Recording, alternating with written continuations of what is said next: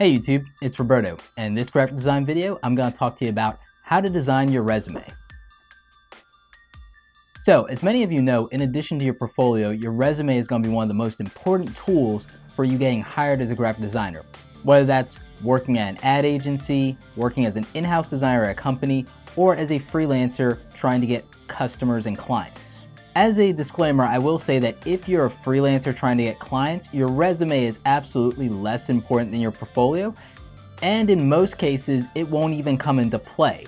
The exception to that is obviously if you're doing contract work as a freelancer. At that point, if you're trying to build a long-term relationship with a company or a client, and depending on the nature of the work, there is a possibility that your resume will come into play. So as far as design goes, the best way to handle your resume is to make it something that you can easily reproduce. What I like about the way I design my resume is that I'm not doing anything overly fancy.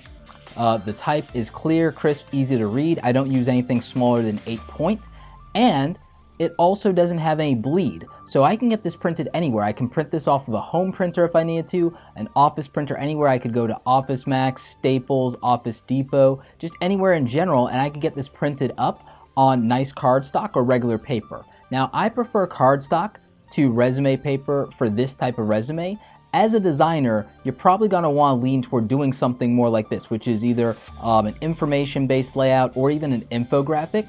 Now, there are a lot of people out there who tell you to get super creative and fancy with your resume and to show off your creativity. I tend to disagree a little bit with that, and here's the reason why. Ultimately, your resume is about conveying the information to qualify you for the job. I don't think that from a presentation standpoint, trying to go over the top with a creative, fancy resume with a lot of artwork in it, I don't personally believe that that's going to be nearly as impressive as demonstrating your good communication skills and your ability to do a concise, easy to read layout that demonstrates good typography and understanding of visual hierarchy and emphasis. So with that in mind, let's talk a little bit about the content of your resume. Now, I've branded mine to match my business card, my portfolio, my website, my other material. I'm using, the fonts that I typically would use in terms of Avant-Garde G Bold for my name, etc. The other thing that I've done here is I've made it easy at a glance within 30 seconds to discern my most important skills and attributes. So you can see here that I actually list my software proficiency with the Adobe products and that I do know HTML and CSS and WordPress, and that I work with both Mac and PC. I also made a point of using for visual style the icons of most of the Adobe software that I specialize in to just drive that point home and to just reinforce it in case they don't want to necessarily read the entire list. The other thing I did was I made sure to include my professional skills. Now, from my point of view, because I'm the type of graphic designer that's more interested in clients or in larger relationships, I've found that personally, I don't need to list my education, and if you don't have a 4-year bachelor's degree in graphic design or fine arts, it might be disadvantageous to list your education, and in the formal overall job application, you're gonna have to list that stuff anyway, so don't do that here. Use this space, in my opinion, and you could do something differently.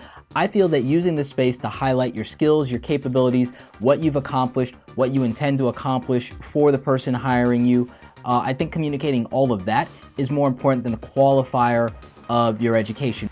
It's more about you selling yourself. Now, if you went to a very high-profile graphic design school, then maybe that's a good unique selling point for you, and maybe that's a good qualifier. But if you have 10 years experience, 5 years experience, or if you don't, but you've done freelance work and you have a lot of great clients that you can list, or you have a very unique or diverse skill set, conveying that is more important than just saying, oh, well, I got a degree. You can handle that in a conversation, you can handle that in a job application.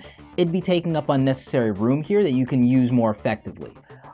In my case, I also listed my social media profile stuff because I've been very successful with my social media, and it's a unique skill set that I bring to the table that I can not only design for it, but I can create actual content and I can actually leverage audiences and build them. So listing that, I think, was very important for me. If you have that skill set, you should definitely take advantage of it and list it in your resume. And besides, they're going to probably, as an employer or potential employer, stalk you in social media and Google your name anyway. Why not make it easy and point them to the right place so that you are controlling the flow of information instead of letting them stumble across things? So going more to the content of the resume, listing what you accomplished is going to be an essential thing to doing a good resume. Most people make the common mistake of listing task-oriented things. When they do the resume, they talk about the responsibilities, worked as, provided, delivered. You know, these are very boring terms that don't grab anyone's attention and aren't going to be read. You need to be a lot more bold and accomplishment-oriented than that. You need to talk about the results you did, like you increased traffic to the website by 30%. There was a direct increase in sales attributable to the marketing campaign that you developed. Things like this are going to grab people's attention and really qualify and quantify for them what you can accomplish for their business and what you can do for them. And that's what they want. They want to know, what do I gain by hiring you and why are you not a risk? The other thing you really need to pay attention to is your summary. This is your elevator pitch. This is your opportunity to really convey what you bring to the table in a very concise manner and show off your communication skills. Now, in the event that you don't have a lot of experience and you need to find a way to pad your resume, you can definitely use opportunities that you've done in terms of internships and volunteer work. You can also use freelance websites to develop projects and client relationships to build up your portfolio. Going back to some of the design elements of your resume, make sure that it's readable, legible. I recommend doing it on a white background and keeping that as plain as possible. Don't do textures, don't do anything fancy, because at the end of the day, you need this to not be distracting. You need the emphasis to be on the words that discuss what you accomplished, you know, what awards you've won, who your clients were and what you did for them, who your former employers were, and what you accomplished while you were there. That all needs to take priority. So don't feel overly compelled to make the fanciest design that you possibly can for your resume. Make sure that you emphasize some level of consistency, context, and at least just enough creativity to make it unique and stand out. Well, I hope you guys enjoyed this graphic design video. If you have any more questions about how you should approach your graphic design resume, go ahead and leave that in the comment section below. Like this video if you like it. Don't forget to subscribe. Check out the other great graphic design videos on the channel. As always, you guys, thanks for watching, and don't forget, create something awesome today.